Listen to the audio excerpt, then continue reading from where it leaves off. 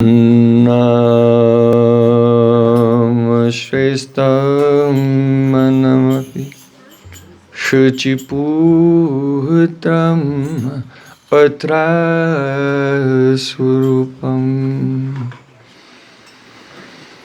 Rupam Tasyakrajam Uripurim Maturim Goshtvatim Radha Kundam Girivaram Aho Radhika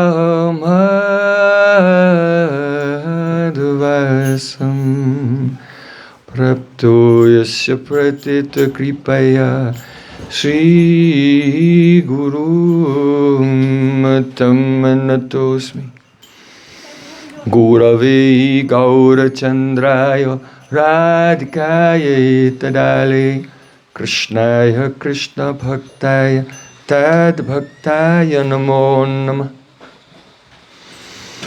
Ananda Leelamaya Vigrahaya Hema Bhadyabhyacchabi Sundaraya Tasmai Mahaprema Pradaya Chaitanya Chandraya Namo Namaste Chaitanya Chandraya Namo Namaste Chaitanya Chandraya Namo Namaste Bhaktya Vihina Aparada Lakshay Chiltasta Kamaritaram Kamahadi Kripa Mahitam Sharanam Prapanna Vrinde Namaste Charanaravindam Vrinde Namaste Charanaravindam Govinda Damo Dharmadaveti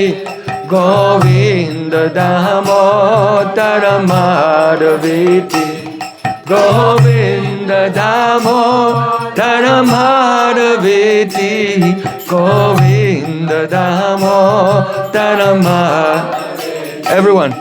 Hey Krishna, Hey Yadava, Hey Saketi, Govinda Damo Dharmadaveti. Shama Sundar Shikanda Shikar Smarahas Murali Manada Radhikaras Kamama Kripa Nidhi Supriyacharna King Kurim Kuru Tavaivasmi Na Jivami Tvaya Vina Iti Vikyaya Devi Tam Namaham Charanantikam. First of all, I offer my Sastang Dandavat Puspanjali, my heart like flowers, thousands and thousands of times, at the lotus feet of my holy master, my supremely worshipable spiritual Gurudev, Asmadiya Paramaradatam Guru Pada Padma, Nityalila Pravisht Om Vishnupad Ashtotarasata Sri Rupanugacharya Varya Srila Bhaktivedanta Narayan Goswami Maharaj. Secondly, I offer my pranam thousands of times at the lotus feet of my Param Gurudev, to Srila Prabhupada, and to all of our Sri Rupanuga Gaudiya Guru Parampara. And finally, I offer my pranam to all the assembled Vaishnavas and Vaishnavis, Vanchakalpaturus, Akripasana, Vaishnavibhyo Namo Namaha.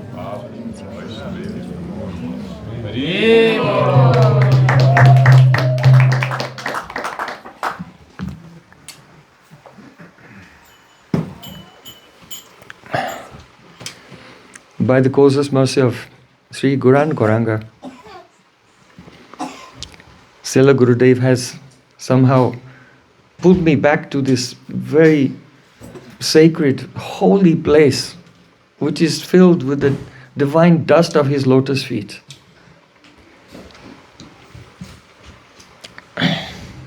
After many, many years,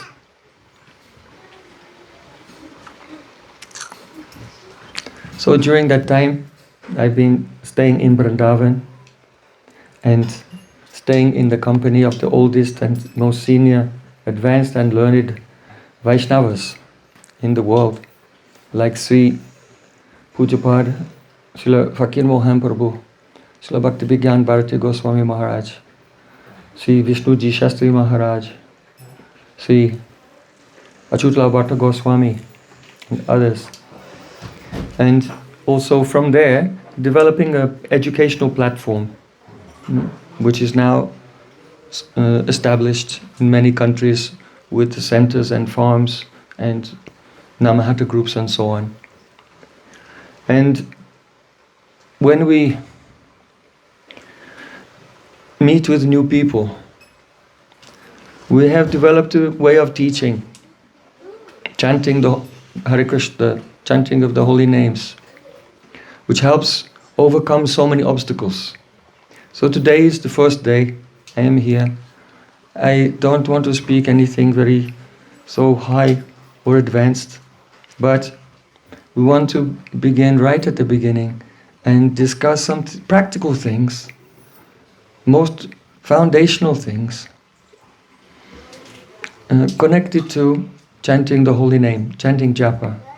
So this is something which is most important to all devotees. It's a burning question. How can I increase the quality of my japa? Especially if you have come to, sometimes devotees come to a stage in their life where chanting seems dry.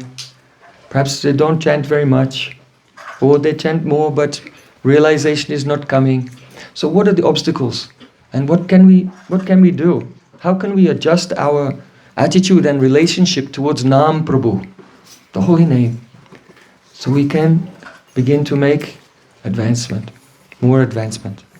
So we published a book some years ago. You may have seen this one, First Aid. So it's called First Aid for Chanting the Holy Name. There's a reason for that, because it's not a complete solution, because there's no complete solution without the association of pure devotees. Without the association and service and mercy of pure devotees, there's no complete solution. But still, we cannot always be in their physical association. So we'll have to try to make some progress, even in their absence, and especially through chanting the holy name. But our Srila Vishnacharya Thakur, he said that Nam Aparad, offenses to the holy name, one should think that a Nam Aparad is like Bajra, thunderbolt of Indra. You should think it's like a thunderbolt of Indra. To commit any of the offenses of the holy name, and especially the root of them. What is the root of the offenses? Inattentiveness. Inattentiveness. You should think that this inattentiveness and all the other offenses, that they're like Bajra, a thunderbolt. You know, if Indra will strike a mountain with a thunderbolt, it's reduced to dust, to powder. So we're very careful, before we cross the road, that we don't get hit by a car or something. But when it comes to Nam Aparad, then we can just sit there and the thunderbolts are landing on us one after another, and in a very casual way, without thinking. And that causes actually our heart to be injured. Our heart becomes injured. And when our heart is injured, we cannot make progress in spiritual life. So the complete treatment, Guru Seva, Vaishnava Seva, Sadhu Sangha, that is necessary. But this is just some first aid to help these injuries. And so that we can chant in such a way that we don't become the recipient of any more thunderbolts, which are damaging our psyche and causing us to become entangled and attached and bewildered by the external material energy. So,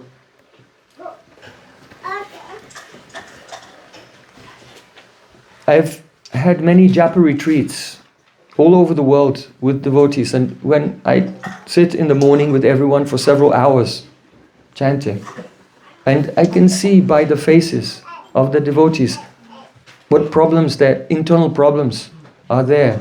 So I thought, I should write them all down and then think, what is the presentation of the solutions? So we listed here 15 problems that a devotee often encounters, as soon as in the morning, they pick up the Japamala and here we go. Golokera Premadan Harinam Sankirtan. Here we are. The divine treasure of Krishna Prem has descended from Goloka Vrindavan. Hare Krishna.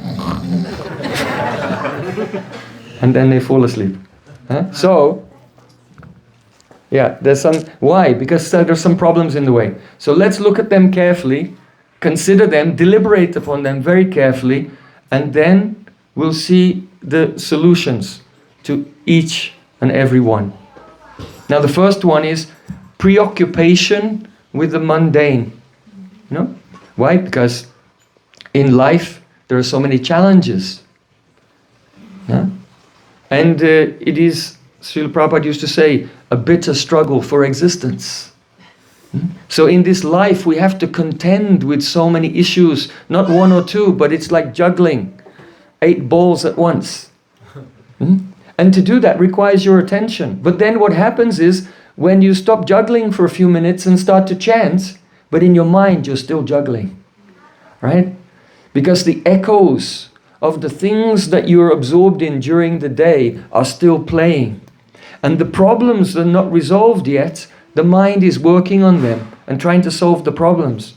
So what happens if one track of your mind is trying to chant Hare Krishna, and the other track is trying to solve your worldly problems? What is that? Thunderbolts coming. Thunderbolts. Do you know what the definition of japa is? What's the definition? All the terms that we use, they have very precise definitions in Shastra.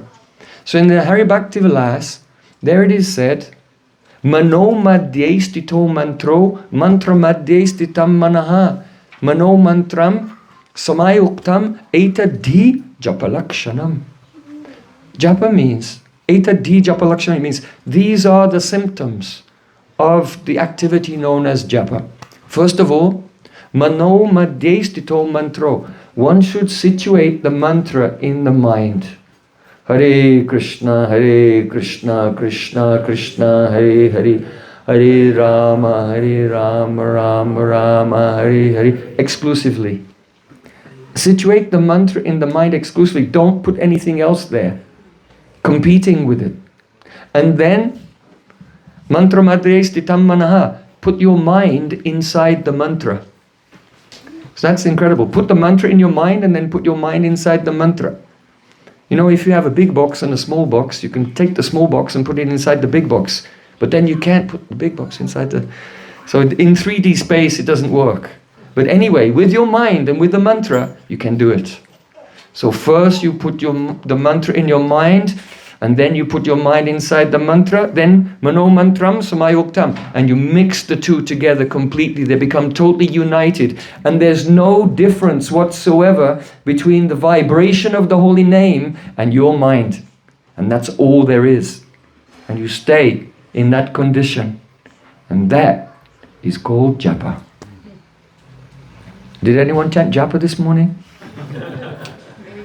Yeah, so we all try to chant japa, but if we consider what the definition of japa is, then it becomes questionable whether or not we chanted any japa this morning, right? So think about that very carefully. And why is that? Because of our preoccupation with mundane things. The echoes of our worldly life are coming in the mind. We can't decompartmentalize. This is the first obstacle. So I know none of you suffer with this, so I'm going to go on to the next one. The next one is the absence of introspection. The absence of introspection. Nowadays, especially with social media and everything, people become so extrovert, right? Everything that they do and say and think and the decisions that they make are all based on what everybody else thinks. How many likes they'll get. How many clicks they'll get. Like this. So especially now, it's become accelerated, this absence of introspection. But this is the difference between a Kanishta Adhikari and a Madhyama Adhikari. The Kanishta Adhikari is still extrovert. He's somewhat outward looking. And he's slowly trying to overcome anarthas to become, instead of being antaramukh, instead of being bahimukh, becoming antaramukh, looking internally, going within. So this tendency, this absence of introspection, it usually comes about when we have our nose in other people's business. When your nose is in other people's business, what is he doing? What is that one doing? Then we forget to clean our own kitchen. So the mood of introspection means I'm going to take the time to clean my own kitchen instead of putting my nose in everyone else's kitchen to see what their kitchen is like. So then, the next one, the third one, attachment to material identity. I am male, female, of this particular age, or of this particular race, or of this particular nation. People are so covered with so many upadhis, and they're attached to that. But actually, are we any of these things? We're not any aspect of the gross or subtle body at all. But by holding on to attachment to this is also, it's part of the 10th offense to the holy name. Aham mamadi paramo namni sopyaparadakrit. To maintain material attachments even after hearing so many instructions on this matter. So then, connected to that, adjacent to that, is the conception of being the doer. In Gita, Krishna said, Prakrite kriyamanani gunaye karmani sarvashaha ahankara vimudatma karta amniti manyate.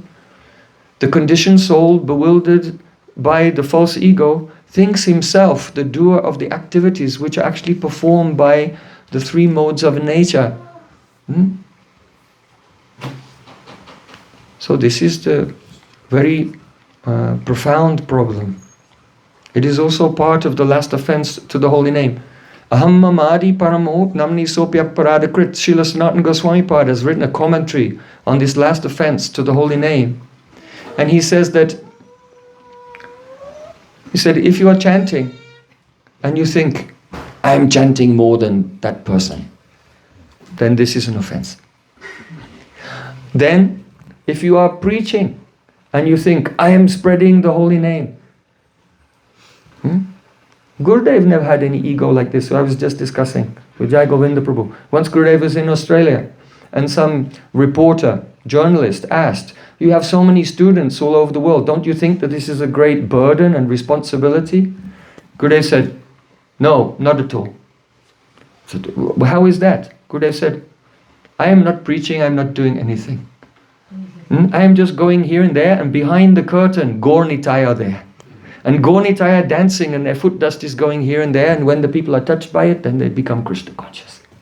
But I am doing nothing. So Gurudev, he has no sense of doership, no sense of, that is called Kartrita Abhiman. Kartrita Abhiman. Whatever you do with a Kartrita Abhiman is a karma, not actually bhakti. Consider it very carefully. We'll discuss it in more detail later. I'll just go through that. Then, restlessness. Restlessness, the inability to sit down in one place and just sit there and chant for some time. I see very often. Sometimes I go to a temple and I watch and I see that actually hardly anyone is chanting even. Just running around here and there. And then that's when you become overwhelmed with anarthas and everyone starts quarreling with each other and criticizing. Because the heart's not being purified by the daily practice. So restlessness. Then, let's say you're not restless. You force yourself to sit down in one place. But then you feel this inner force, impatience. Why is the nectar not coming right now? Why has the hand on the clock stopped? It's taking so long for japa period to get to the end. Huh? There was this craze recently. You know, it's called raw dogging. Have you heard of that? Raw dogging? It's people, let's say they have a long flight from one country to another, 10-hour flight or something. I just came on a 16-hour flight from New Zealand. So let's say someone has lung for like 10 hours or 16 hours and they make a vow, I'm just going to sit in my chair, I'm not going to eat or drink or watch the movie for the whole way. Let's see if I can do it. So it became a craze and everyone was sharing their experiences, how they just toughed it out. They became very stoic, and afterwards they felt their psychological powers were enhanced, and they start challenging it, the raw dog challenge. Who can just get on the flight and just be stoic the whole way, like that. So I'm also giving this challenge to you. Everyone, please come for Mangalatik tomorrow morning. And after Mangalatik, just sit down here. Just sit down with us together in one place like a statue without moving. For a very short time, only 1.5 hours. Until 7 o'clock. Right? Then after 7, you got the whole day to do everything. There's no excuse really. No excuse. Just try it. Just try it. I developed this habit because Gurudev taught me this. One day he called me, he said, sit down. I sat down. And then I was actually amazed how flexible Gurudev is. He just grabbed one foot and put it here and grabbed the other one and put it there, like easily, like I'm moving a flower or something.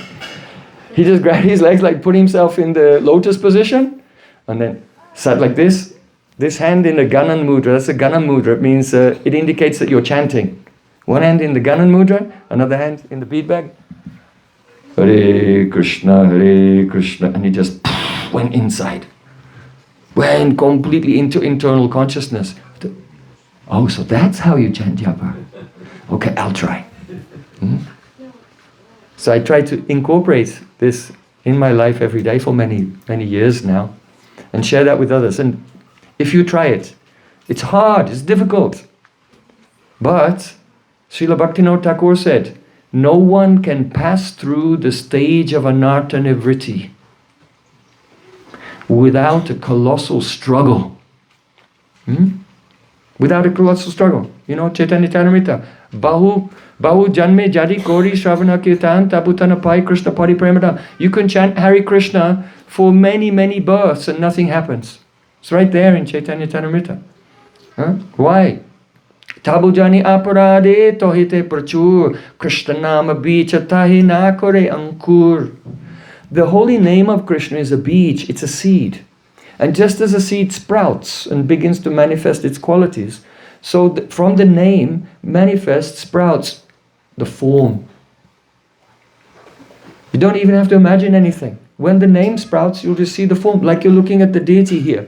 Here is the deity, this is the Archa Vigraha, and Nam manifests is called the Shabda Archa, the sound deity. So the sound deity of the holy name will just stand on the lotus of your heart. And then Krishna's qualities and associates and your service and pastimes will manifest. But if the seed is not sprouting, it's due to the presence of some apparats. So Srila Bhaktivinoda Thakur in Bhajan Rahasya, in his Bhajan Rahasya, there Srila Bhaktivinoda Thakur, he said that Nama kripa bina koti koti yatna kare tahate hanata kabu nahi charitare.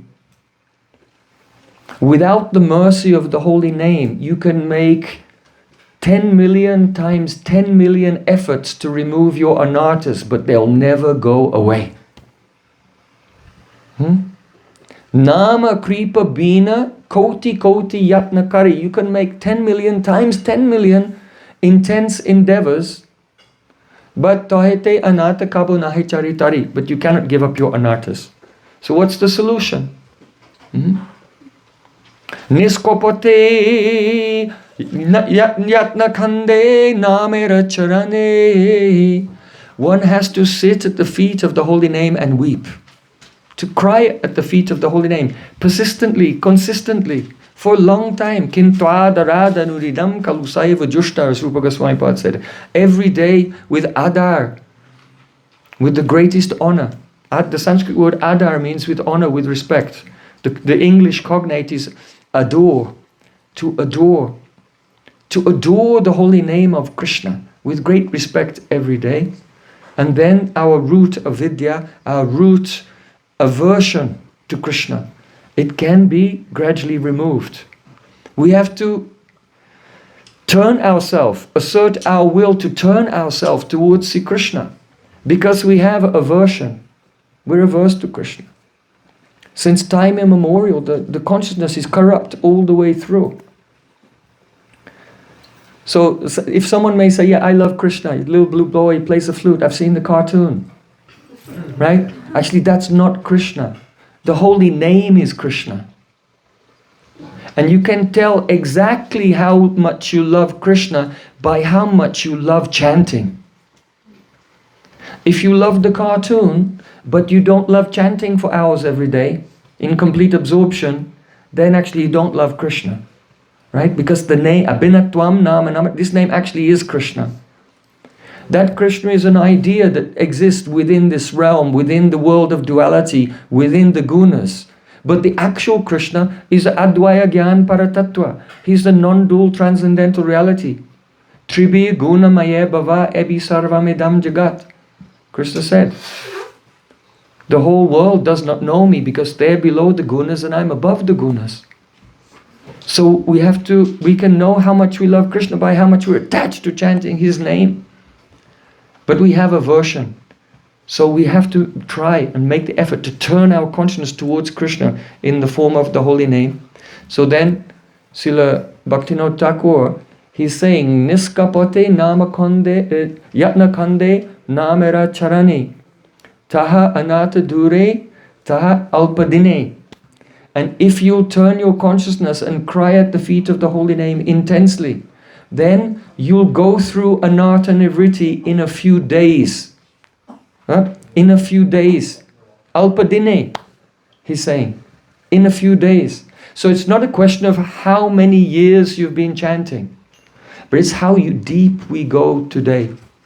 Srila Gaura Govinda Maharaj used to give an example. He said there was one man, and he wanted to find water. So he dug into the ground 5 feet, but he didn't find any water there, so he tried another place. And he dug into the ground 5 feet deep. He didn't find water there, so he went to another place. And for years he was digging everywhere, and he never found water.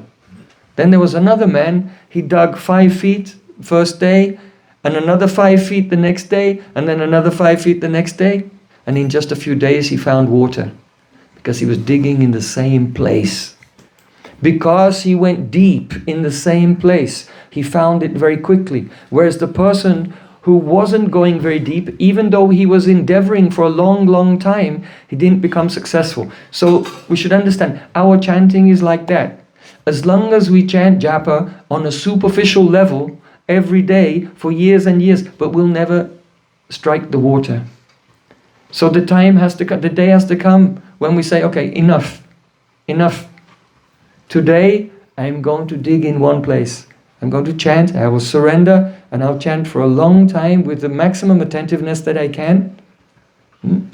And if today I don't find the water, that means the rasa, the nectar of the holy name, I'll do it again tomorrow. And I'll continue this discipline until, as Srila Bhaktivinoda Thakur said, Taha duri jai anata alpadine. After only a few days, then the devotee can pass through anartha nivritti. So think about it. Make your decision. The choices that we make today, they have huge effects, consequences on our future. So if you don't make the decision, 20 years from now, 100 years from now, 20 lifetimes, 100 lifetimes from now, you can be exactly where you are. Or 20 years from now, you can be drowning in the ocean of the Nam Amrita, nectar of the holy name. So we have to choose wisely. So, what we're discussing, impatience. Don't be impatient. We have to apply ourselves. Then, the next one, the 7th problem, is a material conception of the holy name. So everyone has some idea of what the holy name is. Yes, the holy name is God, it's not different from Krishna, etc. But still, we can have some mundane ideas about the nature of Nam Prabhu. And until we hear the Nam Tattva from a Nam Tattvavit Vaishnava, those misconceptions will not go away. So as we look at the solutions, we'll be discussing the Nam Swarup, the actual intrinsic nature of Nam Prabhu, the holy name. Then the next one, miscategorization of transcendence. We can think certain things are transcendental, but they are material. Then, indifference to chanting. Not feeling the inspiration, not feeling an eagerness, a burning in the heart, a thirst to chant. 10th one, complacency. I've done enough. What I'm doing is fine. 16 rounds is fine. I remember I was in France with Gurudev in the south of France, best place, that place, near Toulouse. And Gurudev said, 16 rounds is like one drop of water in the desert. He said, imagine you're going through a desert, a hot desert for so many miles, and you're so hot, you're so thirsty, you're about to die, and someone gets one drop of water and drops it in the sand in front of you, and it just sinks into the sand. Right? So it's not nothing, it's something. But so Gurudev said like that, 16 rounds is like a drop of water in the desert. So don't become complacent. Say, hey, I've done my 16 rounds, fine. I'm a devotee, I've ticked the box. So complacency is very problematic. Then, indulgence in imagination. Some people, they're very eager to chant and they chant a lot, and the whole time they're speculating and imagining what it's like in the spiritual world and how they're there in their spiritual form. Srila Gokishore Das Babaji Maharaj, he said, if you by your material mind you're trying to imagine, I am a 14-year-old beautiful girl making garlands, then what will happen is in your next life you'll become a 14-year-old girl. That's all. You'll just be born in this world. Because the material mind only has material thoughts. It only has material thoughts. So many persons, they're actually imitating the bhajan of those who are actually doing bhajan. So Srila Gokishore Das Babaji Maharaj gave another example. He says those who are trying to imagine their way, they're trying to trespass into the divine realm. They still have ego. They still think I am the doer. They still have their attachments. They're still in the darkness of their material mind, but they're trying to trespass into the divine realm by imagining so many things. So Srila Gokishore Das Babaji Maharaj said, that's like a woman going into the maternity ward in the hospital, getting on the bed and spreading her legs and trying to push out a baby, but she's not pregnant. It's not going to work. Only imitating the activities of childbirth is not going to produce a child. Right? So if you're chanting Harinaman, Hare Krishna, and trying to imagine yourself into the spiritual world like this, then Srila Gokishore Das Babaji Maharaj said, that's like trying to force a childbirth if you're not pregnant. One has to actually be pregnant, and the pregnancy has to have a gestation period, right? So it has to be a certain maturity, and then the birth will take place. So this is why Mahaprabhu says, Chaito darpanamajanam bhava mahadavagni nivapanam sayakairva chandrika vitarnam vidyavatu jivanam. There are stages of internal evolution before we have the opportunity to do the internal services to Radha and Krishna. And those are actually coming as a spurti. They come from the spot dharma of the name. Nam Prabhu has spot dharma. That means the power to burst into your consciousness and gradually reveal the divine realm. So we have to depend upon the spot dharma of the holy name, because that's our prakrita, supernatural. But if we depend upon our material mind, which is prakrita, then we'll be prakrita sahajya. That's where the phrase comes from. Srila Bhaktisiddhanta Thakur has defined prakrita sahajya as the person who in his bhajan is not depending on the spot dharma, the bursting revelation of the holy name, but is trying to progress by the force of his own prakrit mind and intelligence. You see? So, complacency, indulgence in imagination. 12, emotional disconnection. Sometimes you may not feel emotionally connected with Krishna and with Vrindavan. So how can we solve these things? Third, lack of confidence in the holy name. The holy name has all powers. He's Sarva Shaktiman. He can do anything. But the reason we try to add our mental speculation is because we think, yeah, the holy name is all powerful and everything, but needs my help, requires my assistance. Don't worry, Nam Prabhu, I'll take care of it. So there's lack of confidence in the holy name.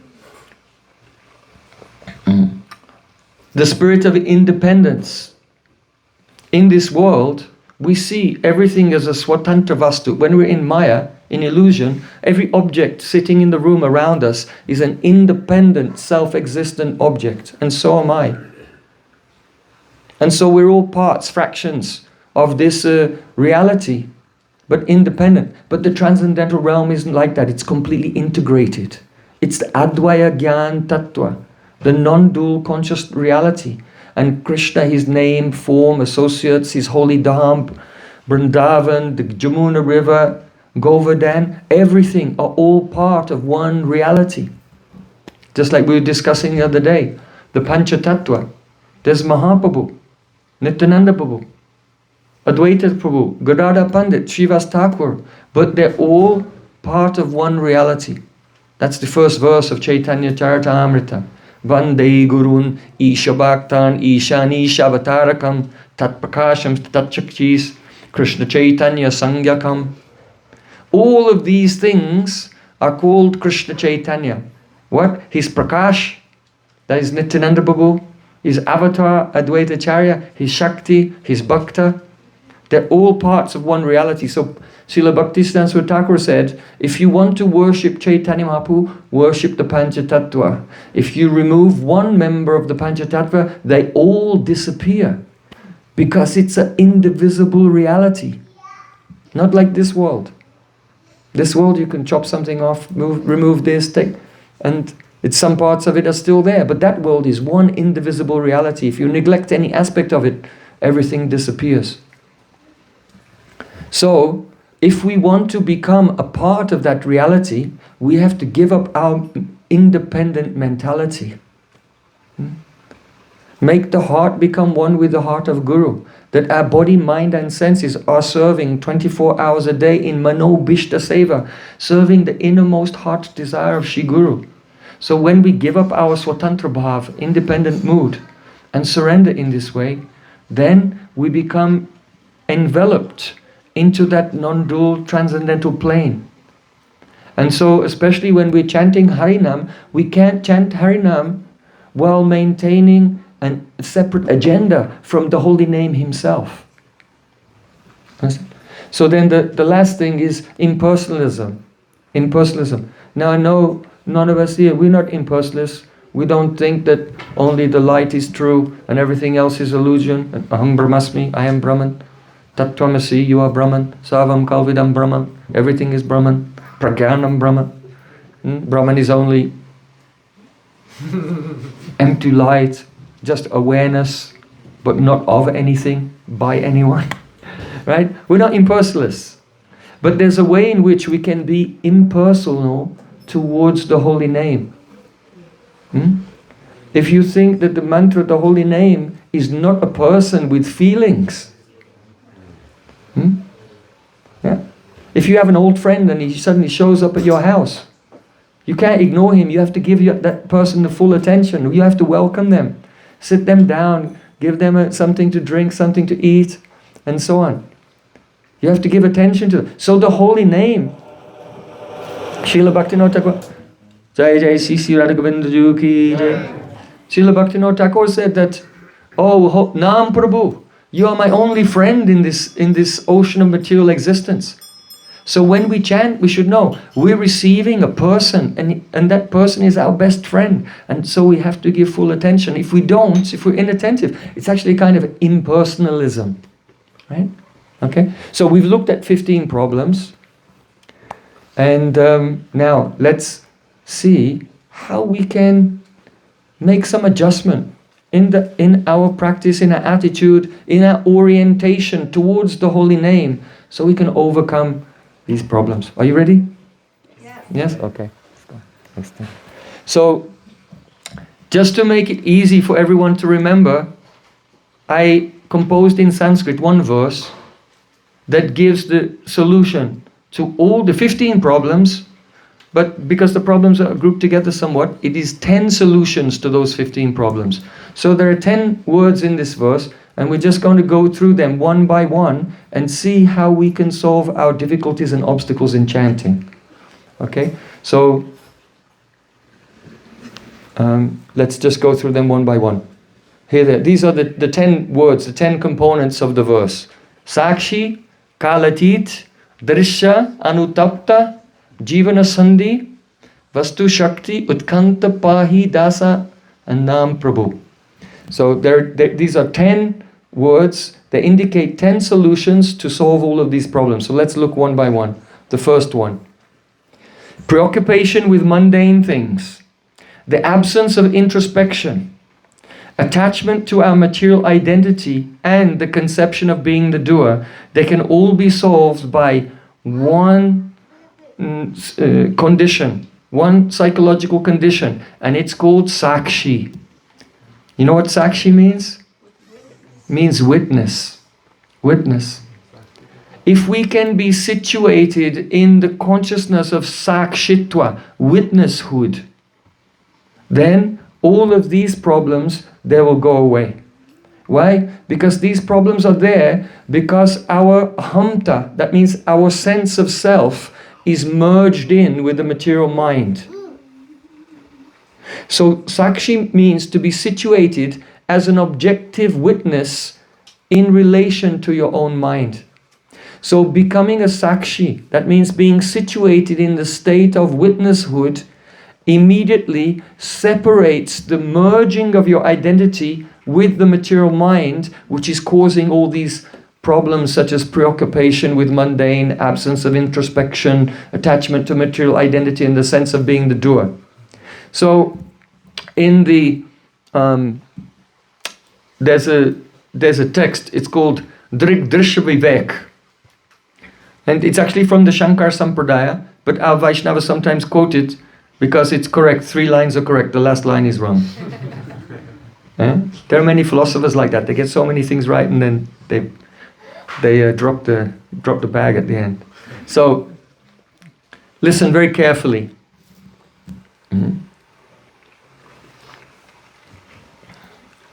Rupam drishyam lochanam drik tadrishyam driktumanasam drishya dibritya sakshi. That's all, follow that. Drigevan after drishyate, forget the last line. So, what it means is this. Rupam drishyam lochanam drik. There are 2 things. The seer and the seen. So, rupam drishyam, the forms of the world that you're seeing around you, that's the seen. And what's the seer? Your eye. So, rupam drishyam lochanam. Lochanam is eyes. Lochanam drik is the seer. Rupam drishyam lochanam drik. Okay, now let's take a step back. Take one step back. Tadrishyam driktu manasam.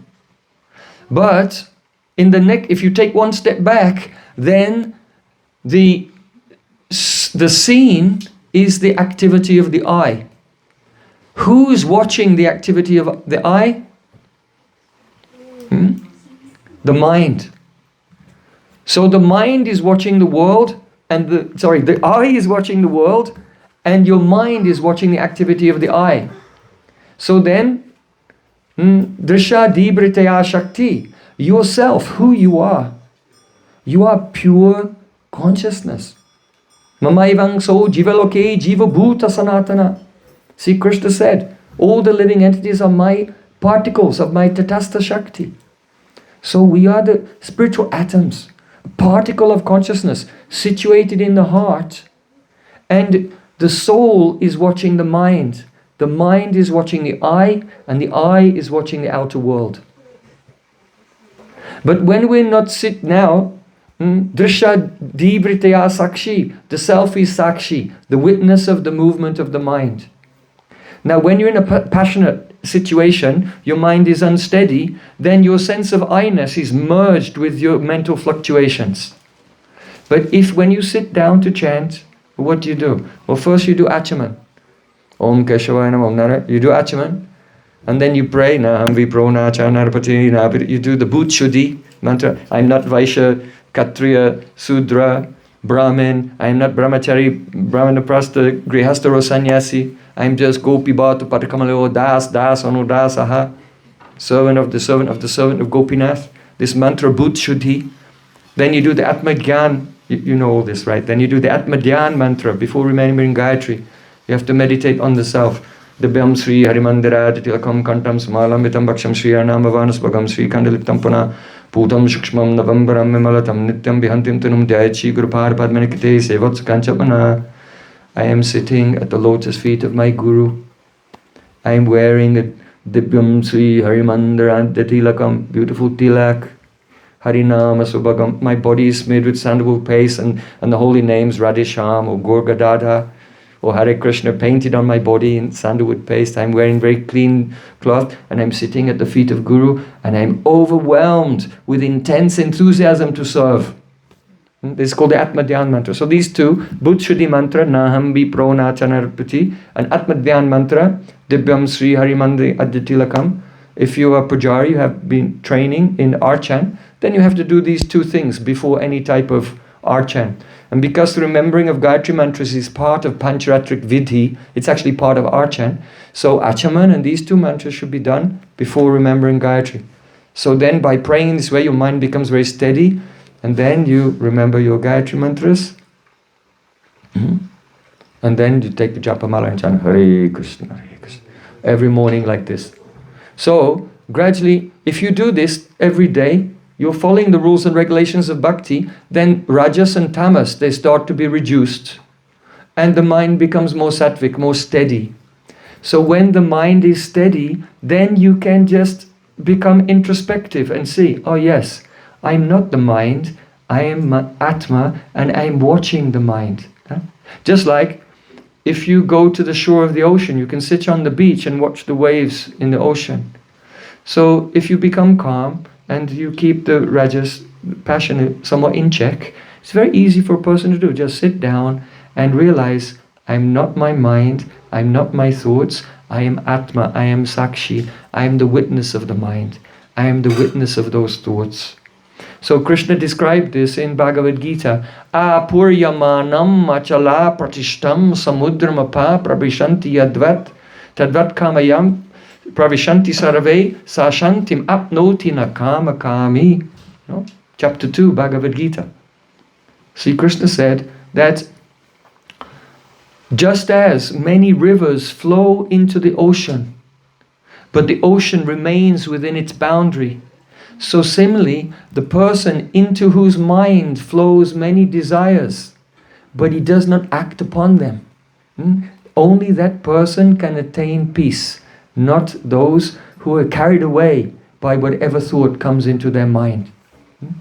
So this is called sakshitva, the state of witnesshood. So as soon as you get your mala, of course you've done mangalarti, you did your mantras, everything, so you should be calm when you get your mala. Just don't be in a state of confusion. Don't have your sense of identity merged in with the churning ocean of the waves of the mind. The chitta vrittis, that's where all the karma is going on. And when a wave comes and you engage with it and it carries you somewhere, that means you're still under the control of your past karma. So you have to be sitting on the beach, because you're tatastha, that's what tatastha shakti means. Tatasthas, on the beach, on the line between the land and the ocean. So come to your tatastha position. That's your preliminary understanding of our identity as being spirit souls. And just patiently just watch your mind, but don't identify with it. And that's I want to say that what I've written here, this verse, is not something new. It is simply a metaphysical explanation in prose, in a well, it's in a poetic form, but it's in a prosaic expression of Chaitanya Mahaprabhu's Shikshastakam. Because when Mahaprabhu says, Tarora pi sahishnuna, be more tolerant than a tree, he means when you're chanting and the thoughts are coming in your mind, tolerate them. Don't engage with them. Don't be carried away. Don't be distracted by them. You see? So to be more tolerant than the tree means to be situated in sakshitva. So what he said in poetry, I'm just expressing here metaphysically what it means philosophically, in a direct, prosaic way. Because Mahaprabhu is full of rasa. So rasic people, they're always speaking poetry. But I'm dry like a desert, so I just, in a prosaic way, I'm expressing like this. But I think it's useful because the modern population, modern people are very prosaic, and it's very straightforward. So sakshitva, don't forget this. I remember the first time when it really struck me, this topic of sakshitva. Srila Sanatana Goswami, in his Brihad Bhagavatamrita, where he's explaining the nature of pure bhakti, he said, pure bhakti does not begin until we are in the stage of sakshitva. You see?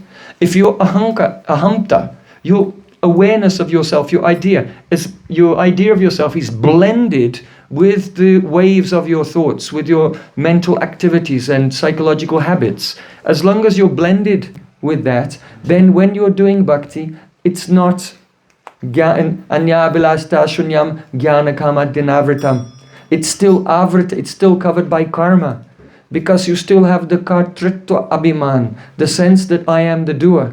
And so whatever is done with the sense that I am the doer is actually a karma. So your bhakti, though the activity itself is maybe hearing, chanting, remembering, serving, cleaning the temple, cooking, whatever, but it's still covered by karma. And so the actual real nature of pure bhakti is not manifest yet. What's the real nature of bhakti? Bhakti is the vilas of Swarup Shakti. That means the play of Krishna's internal energy. Bhakti is the vilas of Swarup Shakti. What is bhakti? The vilas of Swarup Shakti. Yes, it's the play of Krishna's internal potency that gives him pleasure. So you can't do bhakti if you have the ahankar, the ego. You have kartrikta abhiman. I am the agent of this activity. Then it will not be transcendental. That's what it said in Chaitanya Charitamrita. Mahat bina kripa kon kama bhakti nai, Krishna bhakti duri raha sangsa nahi shai. Without the blessing of a Mahatma, of a great soul, anything that you do will not be bhakti. It will not be bhakti. What to speak of being bhakti, even one's material entanglement will not be diminished by one's practice without the blessing of a great saint. So, Srila Sanatana Goswami Pad is saying that bhakti is the play of Swarup Shakti. So when we become situated in sakshitva, then bhakti is experienced in another way. How is it experienced? When we become situated in sakshitva, then when we take our mala and begin to chant, then the devotee does not feel. Then the devotee does not feel as if I am chanting. Hare Krishna, Hare, I am producing this sound. But he feels that the Swarup Shakti is descending and manifesting in my senses and playing there. The name is dancing on my... It's just, in other words, bhakti is not something that you do, it's something that happens to you. Haribo. Haribo. Yeah, it's not really something, it's something that happens to us when we become surrendered and receptive, when we give up our independence and accept to become controlled by the spiritual energy instead of being dominated by the material energy. We're always dominated by something, we don't have much choice. But you don't have the choice to not be dominated by an energy. You only have a choice which energy will be surrendered to, controlled by. So sakshitva means to move to the tatastha point, the marginal point, and accept the vilas of Swarup Shakti. That the spiritual energy is coming in the form. It's myriad forms of bhakti, such as hearing, chanting, remembering, and so on. So that's why Srila Sanatana Goswami Pad said, the experience of pure bhakti does not take place until you are situated in sakshitva, witnesshood. So that's the first thing. When you take your mala, just center yourself. Rupam drishyam lochanam drik. The eyes are seeing the form, the mind is seeing the eyes, but myself, I am the witness of the mind. Okay, now I'm come out of the sludge of the mature energy to the marginal point, the Tatastha Shakti. Now I'm on the shore and I want the waiting for the mercy of Sri Krishna's spiritual energy. So that's the first thing, sakshitva. And it overcomes these 4 problems. Let's go to the next one. Kalatita. Kalatita means now I am a Sakshi, I am a spirit soul. So you know what the soul is? It's Kal Atit. That means beyond time. We are souls. We are not part of the material world of duality of past, present and future. That's the first teaching of Krishna to Arjuna in the Bhagavad Gita. Na tvevaham jatu nasam na tam nemi janadipaha na chaiva chabhavishyamaha sarvaivayam ataha param. Hey Arjun, never was there a time when I did not exist. Nor you, nor all of these kings, nor in the future shall any of us ever cease to be. So we are Kal Atit, beyond time. Now if you're beyond time, why you become restless and impatient? Huh? You're a timeless being. You've got all eternity.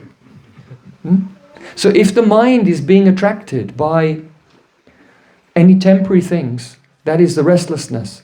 So just let it go. Just let it go. I am Kal Atit. I have no sambandha, I have no relation with temporal things. Let's say, you can say, I'm not this body, I'm not from this place, I'm not this family or whatever. Yeah? You can think, you can know in that philosophically. But you still might think, well, you know, what's going on in the world? World War III is coming, or whatever. There's all of these things. But how many empires rose and fell? How many huge wars came and went throughout history? Unlimited. And everyone was totally absorbed in them. And as a result, they had to take birth again and again. So we have to know that even this aeon of history, we have nothing to do with it. It's just like a puff of smoke. It's insubstantial. There's no shelter there. There's no scaffolding. There's nothing you can hold on to. It's all going to vanish and really have no relationship with it. So don't be restless to be involved in those things. I want to tell you one mantra of the Chandogya Upanishad. It's very powerful. Very powerful teaching of the Chandogya Upanishad. There it is said, Yata Shakuni Sutrena Pabaddo. The soul is like a shakuni. That means a vulture. There's a type of bird called a vulture. Right? And this vulture, someone caught the vulture and they got a thread and they tied the thread around the leg of the vulture, and then they tied the other end of the thread to a post. So let's say it's only this long. And they tied the other end of the thread to the post. So what you do is, if you capture a wild vulture and you tie his leg to a post with the thread, what does he do? He tries to fly away. He tries to jump, but he only gets so far and then he's pulled back. And then he tries to fly off in another direction and he's going mad. He's going this way, he's going that way. He's going in all directions, flapping his wings and always being like pulled back to that point. And he just keeps doing that for hours until he's completely exhausted. And when he's totally exhausted, he's just perched on the stake that he's tied to, and he stops. Huh? So who is that vulture? Us. In this example, it's the soul, the conditioned soul, and it's so graphic. It's so graphic. It's shocking. You'll never forget it. You see, in the Vedanta Sutra, it is said, That's Mundaka Upanishad. In Mundaka Upanishad, it is said, Eshono Atma Chaitasa Veditabhya Yasmin Prana Panchada Sambhivesha. We'll discuss it more later. Prabhupada has quoted this in his Bhagavad Gita as it is. He says that the soul is an atom, spiritual atom, and it should be understood by pure consciousness. The soul is floating on 5 types of pran in the region of the heart. Now in Vedanta Sutra it's described that the soul is floating on the pran in the heart chakra, and when you're awake it rises up and it's on the level of the eyes. And then when you fall asleep and you begin to dream, it goes from the level of the eyes down to the Vishuddhi chakra, to the level of the throat. That's why when you fall asleep you feel like you're falling asleep, right? Because your soul is going down from the level of the eyes to the level of the throat. And then when you go into deep sleep, then the soul enters into the Paramatma in the heart. Like this. So what is our life? What is our life? What is everyone doing? At night they're in deep sleep where they're united with the Paramatma even though they're not aware of it. Yeah. But then they come into the dream state and then they become awake. And then they get tired and they fall asleep and they go into deep sleep again. And they just keep doing that. Like the vulture, trying to get away. The Paramatma is there in our heart. Another example is given. There are 2 birds in the tree. Dwa supana sayuja vihaya samana vriksham parishashvajate. There are 2 birds sitting in a tree. But one is trying to eat the fruit and he's ignoring his best friend who is right next to him. So, but in this example, just as the vulture is again and again jumping in all directions until he finally calms down and he sits on the stake. So in the same way, our soul is going from deep sleep to dreaming to waking to deep sleep dreaming to deep sleep, like this. The soul is just jumping, jumping, jumping, always trying to get away from the Lord in our heart. Another reason why the example of the vulture has been given. Why is that? Because let's say a vulture is flying high in the sky, what is he looking for? Dead things. He's looking for roadkill or some dead body. And he's looking from high in the sky, he's looking for anything which is dead, and he wants to descend onto that and taste it. And so our materialistic consciousness is like that.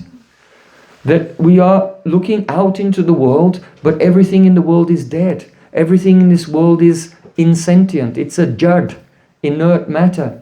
But our consciousness, like a vulture, is looking and then trying to find something which is dead, which is basically everything here, and then land on it and then taste it. So don't be like a vulture. We have to become like, what? A chikora bird. No, a chatak bird. Chikora is also okay. That's a different metaphor. But the chatak bird is not looking down for something dead. The chatak bird is always looking up towards Ganasham, the dark, fresh rain cloud. Even though that bird may be surrounded by water everywhere, but he will not take water from the ground. He will only take the water which falls directly from the rain cloud at the time of Swati Nakshatra, a particular stellar constellation. And so even if the cloud gives lightning on his head, he doesn't care. He will not look down. He's always looking up and waiting for mercy. So we have to be like that, always looking towards the holy name and waiting for a drop of mercy of the holy name. Don't be like a vulture who is looking down into the material world, seeking refuge and seeking comfort, seeking some relief from the emptiness by eating the dead things of this world. And so, just as that vulture, after jumping many times, he becomes exhausted, and then he finds peace by just sitting on the post. In the same way, when we realize our consciousness keeps going out to try to taste the world like a vulture, but our actual resting place is in the heart. Krishna is there in the heart. and we join him in eternity, because we belong to the realm of eternity. We don't belong to the realm of rotting, perishable things, which are food for the vulture. So the second, the remedy for the restlessness and the remedy for impatience is just remember, Kalatit. I am beyond time. I am not a member of the perishable world. I am a member of the eternal world. Prabhupada Srila Bhaktisiddhanta Thakur always quote from the Svetashvata Upanishad, Shrinvantu Vishve Amritasya Putra. Have you heard that? No? Shrinvantu Vishve Amritasya Putra. It means, oh, listen everyone, you are the sons of nectar. Just like if there's some orphan in the street and he's suffering, he has no food, no shelter, and he's suffering, just scrambling for existence somewhere, and then one day someone comes to him and says, oh, listen, you are the son of the king, right? Then all of his problems are solved, right? Then all of his problems are solved at once. So in the same way, Shrinvantu Vishve Amritasya Putra, the Svetashvata Upanishad says, oh, listen to you, all of you in the universe, listen to this. Amritasya Putra, you are the sons of eternal nectar. That which is Amrita, immortal, eternal. So remember that. You are Kal Atit, beyond time. So this will solve our restlessness. Don't be like the Yata Shakuni Sutrena Prabadho. Yata means like. Shakuni means vulture. Sutrena means by a thread. Prabadha, bound by a thread. That's a waste of time. You just become exhausted, and one day we have to take shelter of the Lord in our heart and join him in the eternal plane. Then, impatience. Let's say a person's not restless, they're sitting in one place, but they have the impatience. They can't wait for when will this japa period be over? Prem Prayojan is torturing me. Why did I accept his raw dog challenge? So, when impatience comes, remember that what we are striving for is the highest thing. So the highest things don't come easily. Srila Gurudev used to say that, perhaps you know the history of Valmiki. Valmiki was a dacoit. And one day, he met with Narad Muni. And he was about to attack Narad Muni even. But Narad Muni is so powerful that as he approached him, he just froze and couldn't move. And then Narad Muni showed him, look. And he looked in the sky and he saw all his future lives. How the reactions for what he'd done were coming back to him, and he would be suffering like anything in so many future lives. Everyone he'd give pain to, they were returning the favor. And he became terrified. And he begged, save me, what can I do? And Narad Muni told him, you chant the name of Rama. So then he went, he couldn't even say it. This is a symptom. The symptom of sins is not being able to chant. You know, if there's a kirtan going on and someone comes, but they're not singing, they're just there like, what is this looking with squinty eyes? You know, why? Pap. Sins. It's sinful. If you don't feel joyful, if you don't feel like dancing, if you don't want to jump in the middle of the kirtan and just with no inhibition, with no shame and shyness, chant at the top of your voice, this is some sins or some offenses. So because he was sinful, just like, Macbeth, Shakespeare. After Macbeth just committed a murder, he was leaving the place. And on his way out, there were some guards there. And the guard said to him, Amen. And he went, he couldn't reply. They spoke like a religious invocation. And he was supposed to reply, Amen. But he went, he couldn't even say it because he committed a murder. So even Shakespeare knew that fact. That if you commit sins, the name won't come. You can't chant. So this Valmiki When even Narad told him, chant Rama, he couldn't say it. So then Narad, he's very intelligent, he came up with an idea. Okay, don't chant Rama, chant Mara. So Mara, it's the imperative in Sanskrit. It means kill. Mara. Mara, yeah, I can say that. Let me practice. Mara, Mara, Mara, Mara, Mara, Mara, Mara, Mara, because it's just the syllables reversed.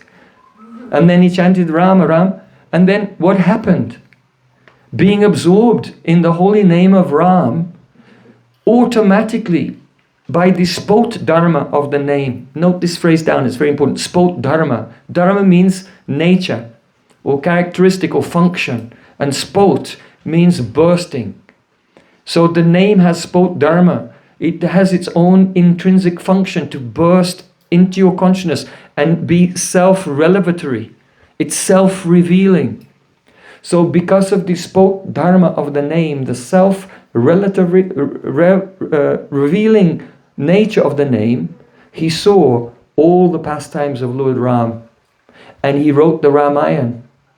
And Lord Ram had not even appeared yet. Not like Vyasadeva. You know, Krishna came to this world. Afterwards, Vyasadeva wrote the Bhagavatam. Valmiki wrote the Ramayana before Lord Ram even came and performed the pastimes.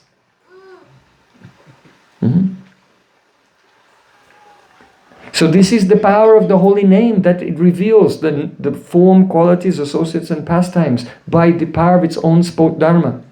So everyone knows this story.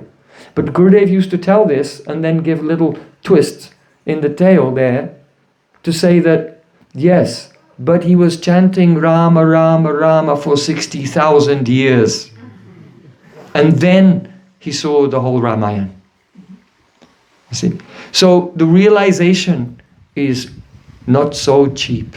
It's not so cheap. But what else is there to do? You know, nothing else is worthwhile.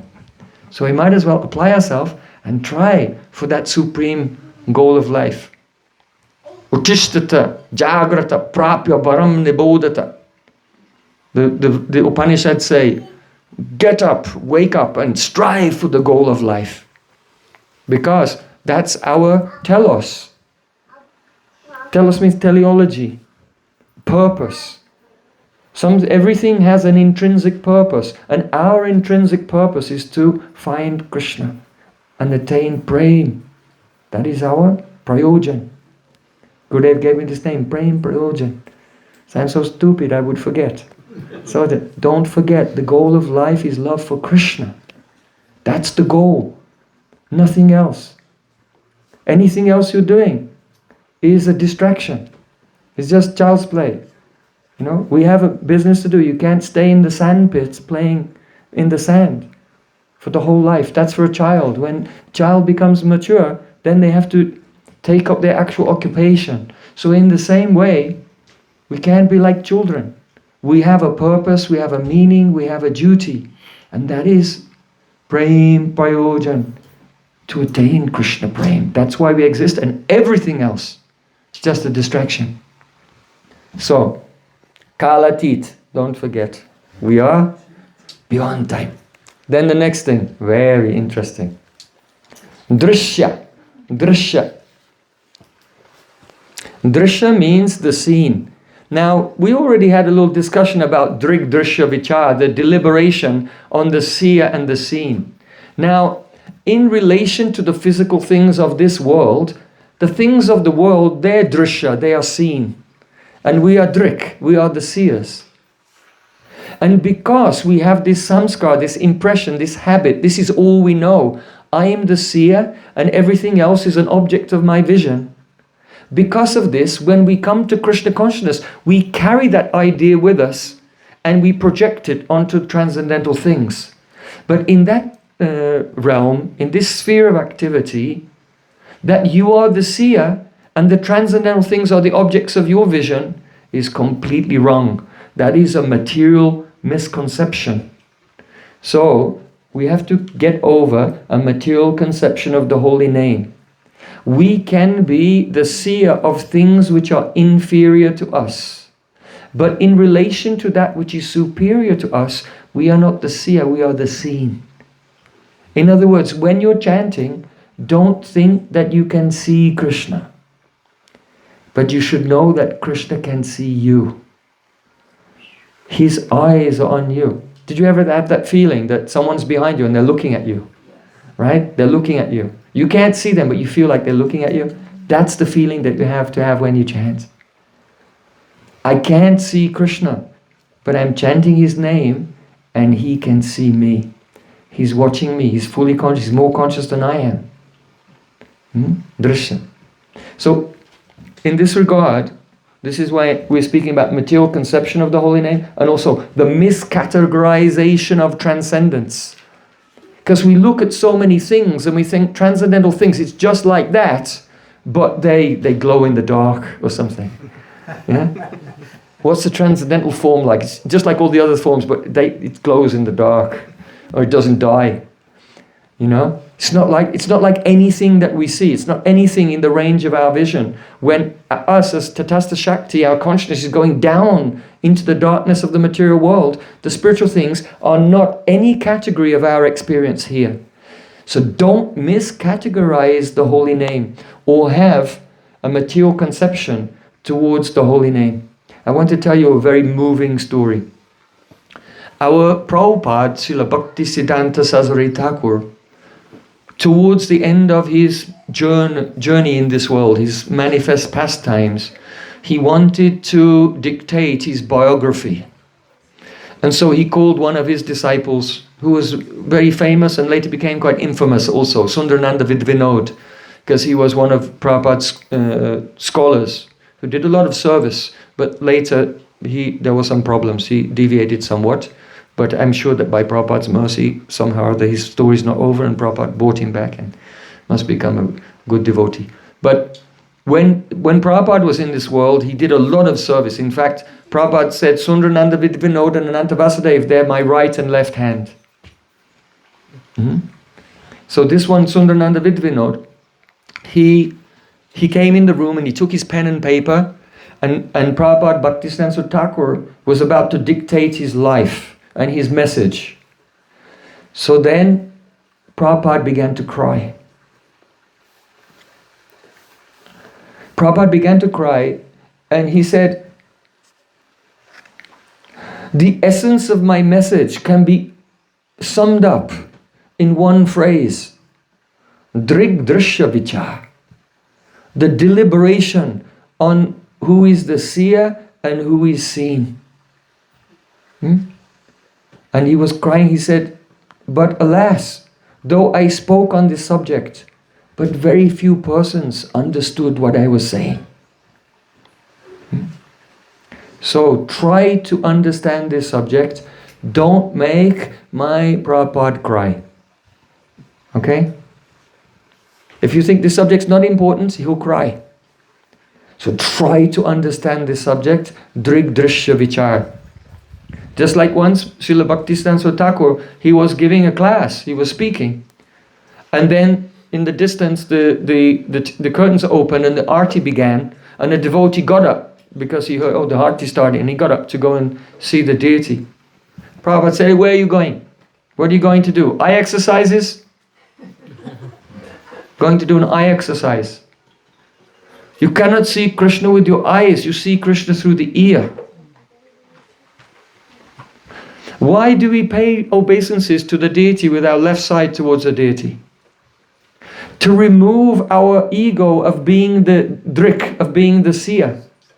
We don't come to see Krishna, we come that Krishna will see us. So we don't bow down facing him to see him, we bow down sideways to remove that conception that I'm seeing him. But here, see the whole of me, I'm lying down sideways in front of you. And there's no guarantee that Krishna will even bother to look at us actually. And that's why when we give pranam, we say our Gurudev's pranam mantra.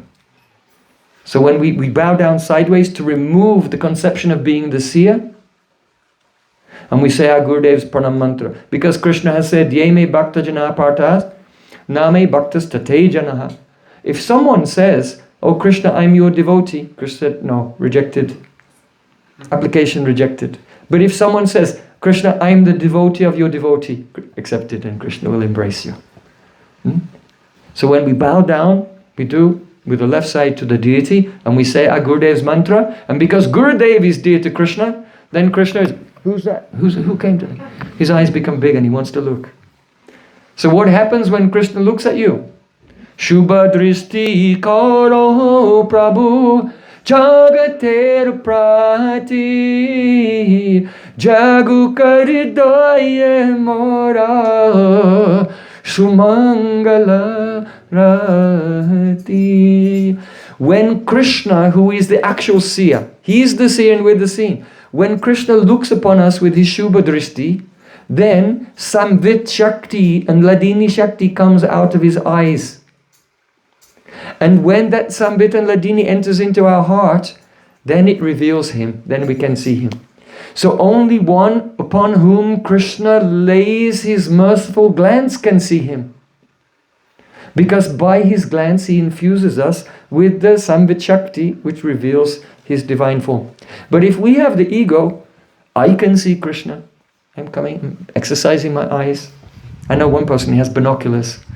And he comes and he gets the binoculars out so he can have a really good look. What happens when you go to Vrindavan? The monkeys come and steal your spectacles. Just to teach us this thing, this fact. You are not the seer. Don't have such an ego. So, the next thing, we have to remove our material conception towards the holy name and the miscategorization of transcendence. We think transcendence is along something, one of the objects among the categories of our experience. But it isn't, and it never will be, and we can never know it. We can only surrender, swaha, and pray. Prachodayat. Swaha means I surrender myself, and prachodayat means you kindly reveal yourself to me. And then we can have the spiritual experience opens up. So this is very important. Drishya, to know that I am not the seer of the divine realm, but Krishna is seeing me. His eyes are on me, maybe Paramatma at first. But then when we fully surrendered, Sadanga Shanagati Hoibe Jaha Taha Pratana Shinanda Kumar. For one who is surrendered by 6 angas of Shanagati, then Nanda Kumar Krishna, he hears their prayers. Drishya. I'll tell a few more pastimes related to this. Once there was one scholar, very learned person, and he was a friend of Srila Bhaktivinoda Thakur. And he used to visit Srila Bhaktivinoda Thakur's house when our Prabhupada was a little boy. And Srila Bhaktivinoda Thakur was very very respectful to him, sat him down, gave him food, and discussed with him. And sometimes he used to give a Bhagavad Gita class, that scholar, and Srila Bhaktivinoda Thakur would go and listen. So then one day, many years later, Srila Bhaktivinoda Thakur had left this world. And there was one big Dharma Sabha assembly of religious persons, and they were standing up and giving a speech. So then this scholar got up and he said, and the great Thakur Bhaktivinoda, he used to come and listen to my Bhagavad Gita classes. You know? So because he had some pride, then Srila Bhaktisiddhanta Thakur mercifully could not tolerate it, want to help him and also help us, because it's a didactic moment, it's a teachable moment for all of us. Srila Prabhupada was there in the audience and he stood up, he said, you have never seen the great Thakur Bhaktivinoda. So then that person said, what are you saying? I saw him many times, I went to his house many times, I remember. You were just a little boy. And your father used to serve me, he was so nice to me, he wasn't rude like you.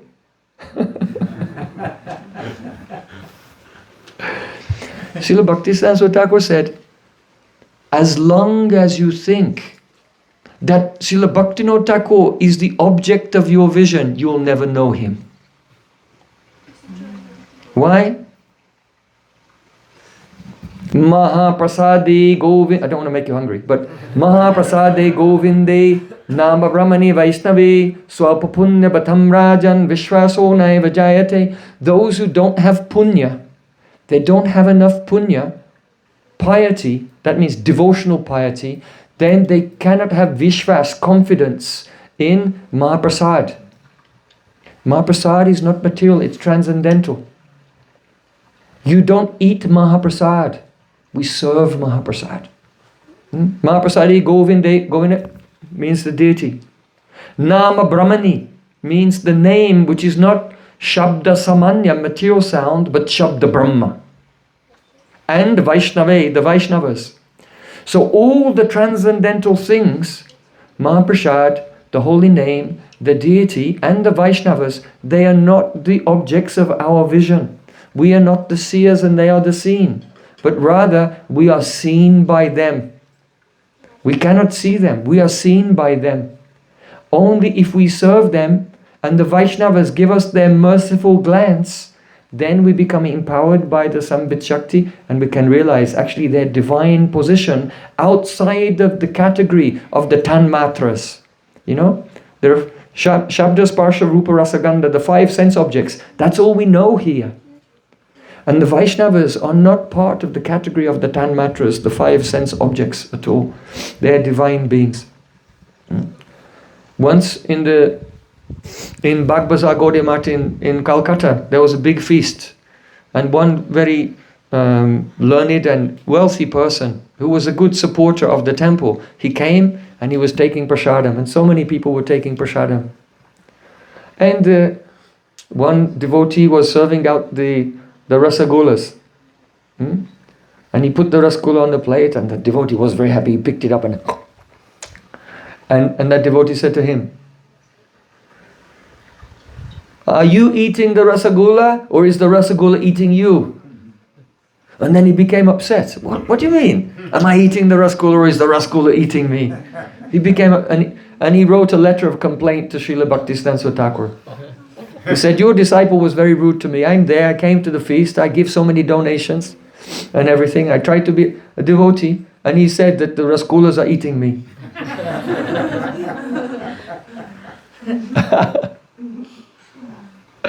So Prabhupada wrote back, he said, "Oh, don't make a mistake. What my disciple has said was completely correct. You have to change your angle of vision. You are not the taster, you are not the seer, you are not the hearer of the material, of the transcendental things. Our senses function in relation to the material world. Only when we surrender and receive kripa from above are our senses purified, the material covering the ear is pierced, and then we can hear the actual divine sound of the holy name." In Sanatana Goswami's commentary on the 10th offense to the holy name, to maintain material attachments, he said, we spoke about the first one, right? The first one is, I am chanting more than everybody else. The second one is, I am preaching and spreading the glories of the holy name everywhere. So, the next one is to consider that the holy name is Jivadhin. Adin means subordinate or under control, and Jiva means the tongue. If you think that the holy name is Jivadin, under the control of your tongue, this is the 10th offense to the holy name. No. Our tongue should become Nam Adin.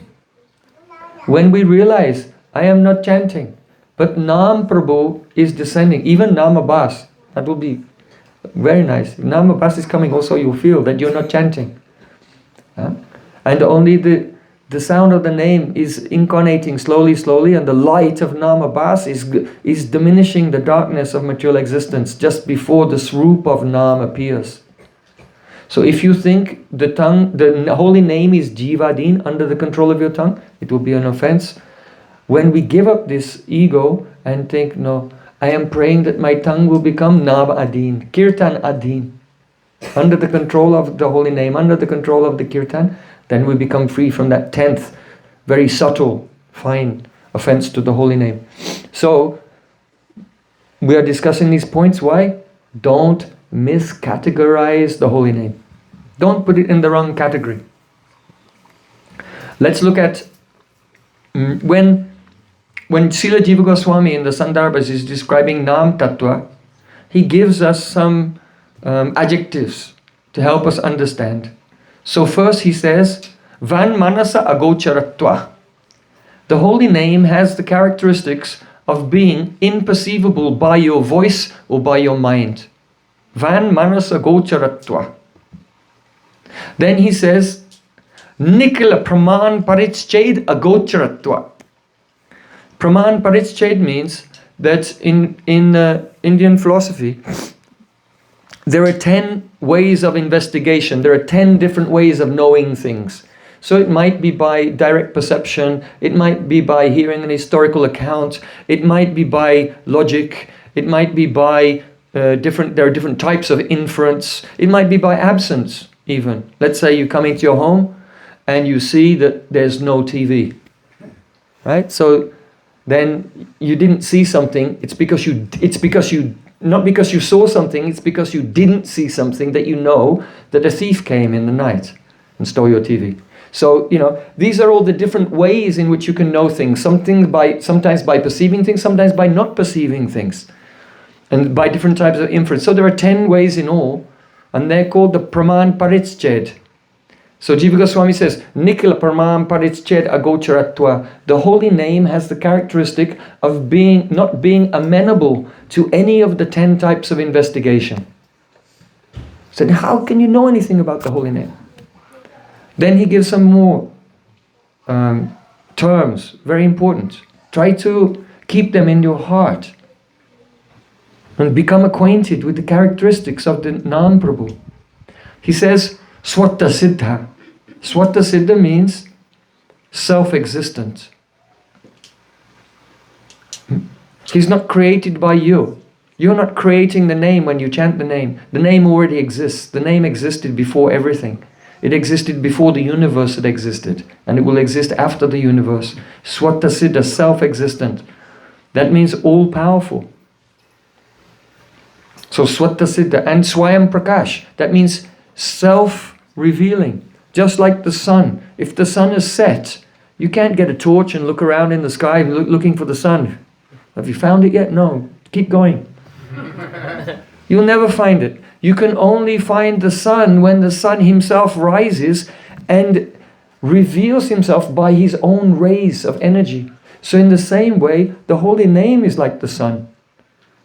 You cannot experience it any way. Only when we have a service mood, we turn our attention and we pray and we beg by trying to chant continuously. It's Namaparad at first, gradually that will fade and Namabhasa will come. Some light will come, and then the sun of the holy name will rise in the sky of the heart. Srila Bhaktivinoda Thakur has described that. Avidya timira tapana rupe rid gagane viraje. Destroying the darkness of ignorance, the sun of the holy name rises in the sky of the heart. So, in this way, we should not make the miscategorization of transcendence. Let's continue with we discussed the first line of the verse. So how does it go? Sakshi kala tita drisya. You can just say, Sakshi kala tita drisya. Just 3 words. It takes 1 second to say it and just make that adjustment from being blended with the material energy, coming to the tasta stage and then turning our consciousness towards that which is beyond us, that we are not aware of, but that being, the name, is aware of us. And now we are propitiating him for his mercy.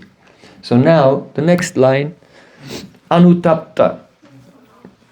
This is to overcome indifference to chanting. Anutapt means burnt. The anu means after, and tapta means burnt. The after burning. Anutap in Sanskrit means regret. It means repentance. It means contrition. When we make a mistake, when we do something wrong, then our conscience, burns us afterwards. Unless you're a psychopath. I don't want to offend the psychopaths here. But those who are not psychopaths, when they do something wrong, afterwards, their conscience bothers them, and it's called anutap, the afterburning, the regret. So Chaitanya Mahaprabhu has taught us that this anutap is the entrance into the chanting of the holy names. Where did Mahaprabhu tell us this? Shikshastakam. The first verse of Shikshastakam is just like an advertisement of the features and benefits, right? All the features and benefits of the holy name, there are 7 of them, Chaito Darpana Marjanam, etc. That is the list of all the benefits one will get in order of the holy name, and that has been described to create faith, that we'll have faith in the holy name by seeing the advertisement for this great product. You know, it's the marketplace of the holy name. Nityananda opened the marketplace. So this is the best advertisement, the first verse.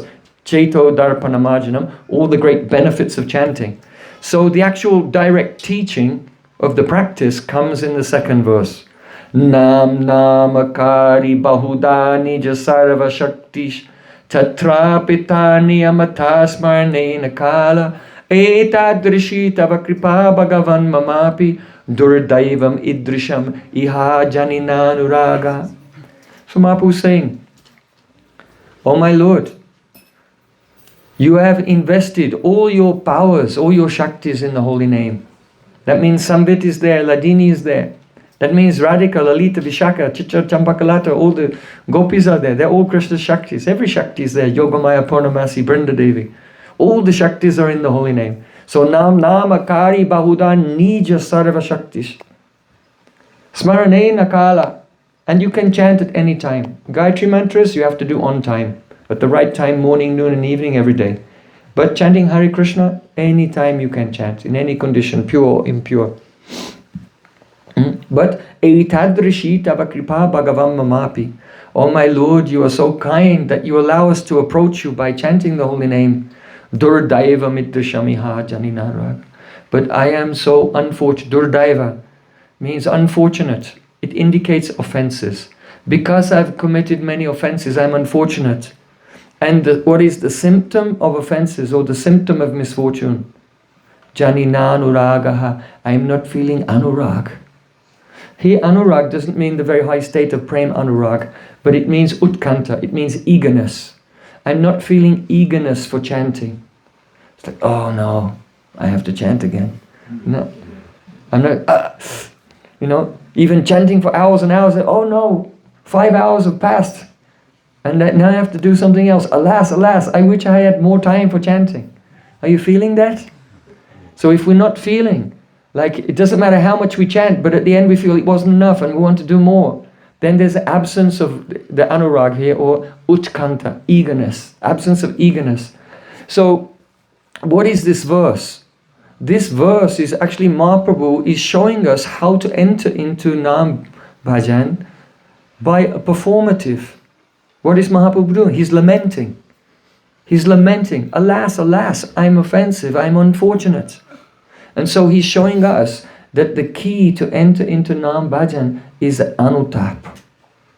We must feel the sense of regret that we have wasted time, that we have been inattentive, that we have been casual, that we have committed so many offenses to the holy name, or to Guru, or to Vaishnavas, or the holy Dham. And one who's in a repentant mood, who is a penitent, then when they begin to chant, then actually mercy has already come. The mercy is already beginning. Because if the mercy wasn't coming, you wouldn't be feeling repentant. In Bhagavatam it says, Kripa nimetonu tapaha. The cause of repentance is kripa, mercy. That's the sign that if someone doesn't feel repentance when they're chanting and crying to, alas, alas, I'm not feeling eagerness. If someone's not feeling, that's the sign that they don't have mercy. The mercy of the name hasn't come yet. So Mahaprabhu's giving us this teaching. Feel repentance. And the fact that you had a sadhu sangha of a Vaishnava who taught you this thing means that already some mercy of the holy name has come through that Vaishnava. Because it's only when we associate with someone who's very high, who's very pure, very learned, very devoted and really relishing divine nectar, and we come in their presence, then we feel like, oh, I'm just like a straggled rat from the sewer who just climbed out of the sewer. I'm just a disgusting, corrupt being. just covered in disease and bacteria. Alas, alas, what did I do with my life? So the mercy comes through Vaishnava Sangha. That's why you can see in Bhajan Rahasya, it said that this second verse of the Shikshastakam corresponds to Sadhu Sangha, Bhajana Kriya and Anartha Nivritti. And the Trinadani Pisunichana corresponds to Nishta. Because when the mind becomes steady, then you're automatically in Sakshitva. So,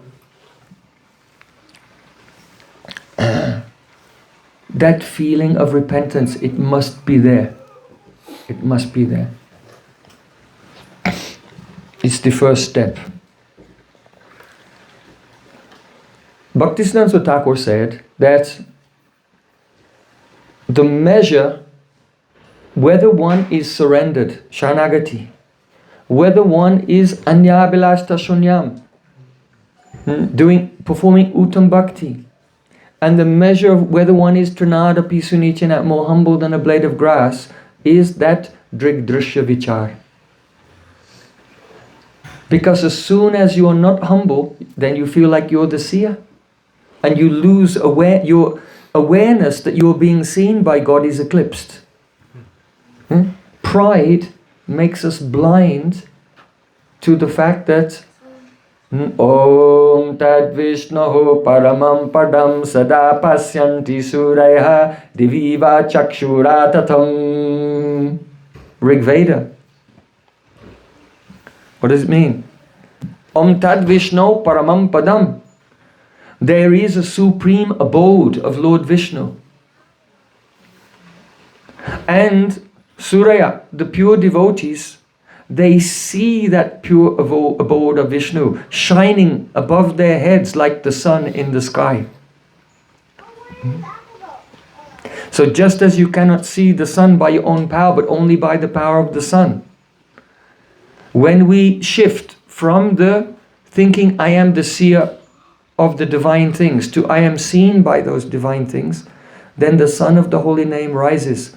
Om Tad Vishnu Paramam Padam Sada Pasyanti Suraya Diviva Chakshu Archatam. And that is the dividing line between being proud and being more humble than a blade of grass. Mahaprabhu didn't say be as humble as a blade of grass. He said more humble than a blade of grass. Why?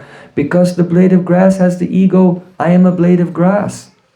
He's not thinking that I am not the seer, that I am seen by the entities of the divine realm. He's not thinking like that. So this is what it means, more humble than a blade of grass. To make that shift in consciousness. I am the seen, not the seer. That is the test of Sharanagati. It is the test of Anyabhilashta Shunyam, Uttam Bhakti, and the test of Trinadapi Sunichena. So now, Anutapta, indifference to chanting. Let's go to the next word. Jivana Sandhi. Jivana Sandhi, this is the solution for complacency. If you become comfortable, if you like where you are in your spiritual life and just cruise, maybe you did something really glorious in the past, and you can just take those laurels and rest on them. Right? Yeah. Don't you know, in the 1970s I did this and that? Just get the laurels there and relax on the laurels. Complacency. This is the killer of spiritual life. To progress in spiritual life, we have to be on fire. We can't be lukewarm. Can't be lukewarm. We have to be on fire to progress. So, how can we be on fire and overcome complacency? So what does Jivana Sandhi mean? Sandhi means the junction, and Jivana means life. So our Gurudev, he always used to say, all bhajan takes place in the Jivan Sandhi. All bhajan only takes place in the junction between life and death. In other words, any devotee who's doing bhajan, he feels that I'm going to die. He feels it intensely. Just like even in the Niti Shastra, it is said that if you are pursuing education, you should think that I'll live forever. Because to learn any subject, it takes time. It takes years to become expert in any subject. So in the matter of education, you should think, I'll have a long life. But when you do dharma, any religious, any spiritual activity, you should think that Yamaraj is behind you and he's already grabbed you by the sika. He's already grabbed you by the sika and he's about to pull you into the netherworld, into the next world. So, you know, death is coming. Death is coming. Memento mori. Perhaps you know Julius Caesar. Julius Caesar would go and conquer so many countries, and then when he came back to Rome and the streets were lined with thousands of people all glorifying him, glorifying, Hail Caesar, Hail Caesar. But he had one servant it was his servant to follow him and say, Memento mori, means remember that you will die. It's the only thing that can keep a person sober, keep our feet on the ground. Srila Prabhupada used to say, philosophy means to remember that death is behind you. So all complacency is gone if memento mori, if you remember one day will come, you will die. Just like Parikshit Maharaj, he only had 7 days left to live. So he became fully absorbed in hearing Srimad Bhagavatam from Shukadeva Goswami. So he knew he will die within 7 days. So you will also die within 7 days. Either on Saturday, Sunday, Monday, Tuesday, Wednesday, Thursday or Friday. On one of those days, we're all going to die. And we don't know when it will be. Could be today. Maybe tomorrow, after a week or after a year. But it's coming. So we have to remember that, death is coming. And really, we should think this is the last moment. Actually, in this book, I give one example. I'm explaining the same subject, but using different examples. The book is the same subject, but it's mainly different examples. But I'll say one same example from there. So once there was a Gurukul teacher. He was quite mean to the kids. So then after some years, when one of the children grew up, he was just so traumatized by it, he wanted to take revenge. So he broke into that he was retired now, the ex-teacher's house at night. He broke in with a gun. And he held the gun to his head.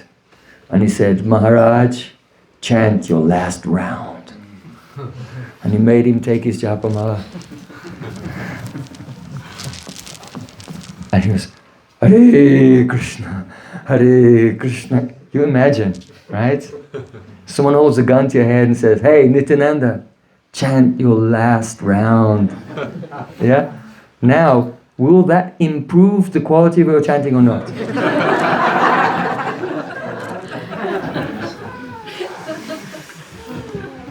Think about it. So if you remember this verse, you do this every day. Every single day, you think, this is my last round. It's a little bit artificial, but it wakes us out of the complacency. Now, when Gurudev said that all bhajan takes place in the Jivan Sandhi, that is the junction between life and death, he means that the advanced devotees like Prabodhananda Saraswati, like Raghunath Das Goswami, they're literally feeling so much separation from the service of Radha and Krishna. They feel like, Tavaivasmi, Najivami, Tvayabhin. Oh Radhika, I am yours, I can't live without you. Please bring me to your lotus feet. They feel as if they will die right now if the mercy does not come, if they're not given that seva Saubhagya, the great fortune to serve Radha and Krishna. So they're literally feeling at every moment when they're chanting, I am in this Jivan Sandhi, the junction between life and death. So there's the more like artificial way just to wake you up out of complacency. But when a devotee becomes very advanced, it's it's natural for them. That's how they feel. So, let me see. Okay, we completed 2 lines. It's a very small verse. Sakshi kalatita drishya nu taptam jivana sando. So 2 lines we did this morning. The next 2 lines we'll do in the evening. I mean, if you're interested. Should we continue with this? Yes. Yeah? Okay. Yes. So we'll continue this in the evening, and then tomorrow we'll speak something on Guru Tattva, and then some Gora Tattva, and then some Radha Krishna. So we go step by step. We'll go towards with a more rarefied air, but we should go step by step, then it becomes more relishable. So just sing one kirtan, and then, oh, you have a question? I don't want to take too much time, but I just had a question in regards to a lot of the overlapping subjects you were bringing up, and specifically the one about the vulture. It was very touching to me, and because I'm realizing that at some point there's the level of Sharanagati where you have to just surrender, you have to just give up. And as a person that's so covered in illusion and so enthralled in all these things that I think I have to be doing, and all these distractions are blocking me. But at some point it feels like I have to just fully surrender, which feels like it'll take away from when Krishna says, do your dharma. And I know I shouldn't be attached to the fruits of that. But at the same time, it feels like my mind is giving me only one way or the other. Either you just give up everything over here and surrender, or I feel like there's no middle path. It feels so hard. It's not like that. Srila Bhaktivinoda Thakur explained that this is one of the obstacles in spiritual life, to think that bhakti is incompatible with civilization itself. We all have to live in a cave and walk around naked, Yeah? Because, to put on clothes and build a house or something is just not surrendered, Prabhu. No. So, you see, first look at it in a different way. Let's just look at it slightly different way. And I'll come back to what you were saying. Let's say there's a devotee and he's surrendered and also renounced everything. He's given up everything. So he's living in a temple, like a brahmachari. And he's serving from morning to night, the whole time. And he's chanting a lot as well. But he has ahankar. He has kartritra abhiman, I am the doer. You see? So as long as he's holding on to that ego, you can be so-called surrendered, right? Outwardly doing all the activities, but actually not surrendered. You're still making the 10th offense to the holy name, thinking that I'm producing the name when I speak. And I'm doing these activities of devotional service. So that person is also like, just as the vulture keeps flying out until he's finally exhausted, there comes a point in our spiritual life where we're serving so much, but the spiritual result is not coming. But the reason is we're doing the activities, but with ahankar, with ego. Then the person becomes, and it's only when one becomes, a kinchana gochara. Said the Lord is a kinchana gochara. The Lord is the property of that person who has nothing. They're completely spent. And so then we realize that nothing we can do with pride can capture the Lord. Then we actually give up the ego and change our vision from drik to drishya. Real Sharanagati. And Atmanivedanam, giving the heart. So then when a person does that, when he's performing the activity, not with this mentality, stand back everyone, today you're all fortunate because I'm doing this temple service. But rather he thinks, bhakti is the vilas of Swarup Shakti. And now this great fortune and opportunity has come to me that the Swarup Shakti can come and take my senses, and it's happening to me. I'm having this experience of cleaning the floor in Radha Krishna's kunj. It's happening to me. You understand? There's a complete difference between performing activities with pride and ego and performing them with complete humility and appreciation for the divine nature of the transcendental realm. It's a totally different attitude. You see? So you can have that attitude even being in your home. You see? It's that switch of, you could so-called surrender everything, but you're actually not surrendered because the ahankar is there. But you may have your family and do some job and everything, but you can give up that internal ego. And then whatever small amount of devotional service you perform is one step taken towards Krishna in humility is worth more than millions of steps marching in the heavy boots of Ahankar, ego. You know? So try to be like this. Many of our acharyas, they were also grihastas. Bhaktivinoda Thakur himself, he's married. He has 13 children and 2 jobs. Right? How many children do you have? 2, one more on the way, 3. 3. Like part-time parent compared to Srila Bhaktivinoda Thakur. Amateur. Right? So don't think. So obviously you can do your activities, but try to do things in a very humble mood. Follow this internally. And there's no, because bhakti is called ahoitaki apratiyata. That means it's unconditional. It cannot be checked by anything. So it cannot be checked by your gender, your age, your species, your ashram, your varna. It's unstoppable. It's completely transcendental. So as long as you think that, I am this person, I own this house, these are my kids and everything, like that. As long as you're thinking like that, then you won't practice. You won't do progress. But when it's time to do your sadhana, right from the beginning, sakshi, kala, tita, drisha, make the internal adjustment. And then that bhakti which is done with true humility and connection with the holy name, accepting mercy. That is we are not on the arohapanta. Arohapanta means the ascending process, where we climb up the ladder by our own power. If you're practicing bhakti but thinking you're climbing up the ladder by your own power, it's not bhakti. Bhakti is avarohapanta, the descending process. You see? So in Bhaktisandara Jiva Goswami quotes this verse, I think it's from Padma Purana. It says, Ahankara nivrittanam Keshavo nahi duraga Ahankara yutanam hi madhye parvata rashaya. It means for a person who has given up the ahankar, the false ego and the sense of doership, then Keshav, Krishna, is very close by to him. He's very near. But for one who is ahankara yutanam hi, one who's still united, still connected with their own ego and sense of doership, then madhye parvata rashaya, there are huge impassable mountain ranges between him and the Supreme Lord. Right? So you could change so many things in your life. You could take sannyas even, but still have mountain ranges between you and the Supreme Lord. But today, you can become very close to the Supreme Lord. By following Mahaprabhu's teaching. Tanadapi sunichena. But it's so poetic, it's very difficult to understand, well, what does that really mean? What does that mean? And so we're spelling it out here in this discussion exactly, psychologically and ontologically, what Trinadapi sunichena means.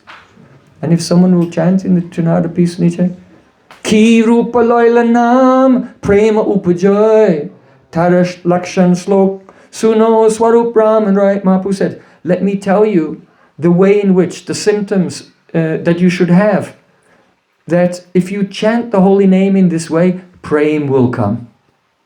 Right? Love will come. So it's simple, not so complicated. Thanks. Sri Harinam Prabhu ki jai. Oh, yes, Nunarti, yes, we can do that. Sadhu! Sadhu!